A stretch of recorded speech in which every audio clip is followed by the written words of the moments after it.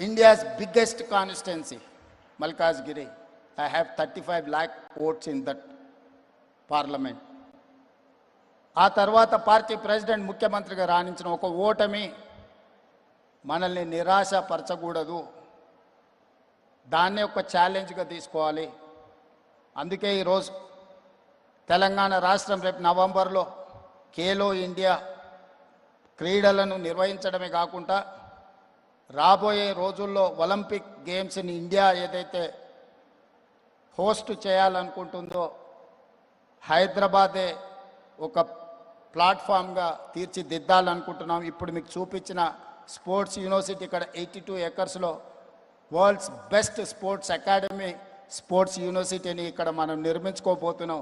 By 2028 December I'm going to inaugurate that sports university and sports academy. This is what my commitment to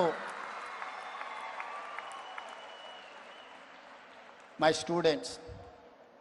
అందుకే ఈరోజు ఇంత మంచి కార్యక్రమం ఏర్పాటు చేసిన మా ప్రభుత్వ అధికారులకు, ఈ కార్యక్రమంలో పాల్గొని మాకొక విశ్వాసాన్ని నమ్మకాన్ని కలిగించిన క్రీడాకారులకు, చాలామంది మెడల్స్ వచ్చిన వాళ్ళు అథ్లెట్స్ చాలామంది అక్కడ కింద ఉన్నారు, వేదిక మీద ఉన్నారు.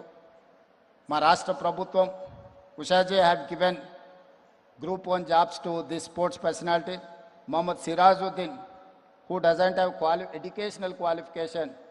I have removed all conditions through my cabinet. I have given DSP post Group 1 job to Mohammad Sirajuddin. He doesn't have any education qualification for that post. But my cabinet has decided to appoint him as a sports personality as a DSP Group 1 job. I think Nikat Zareen is here.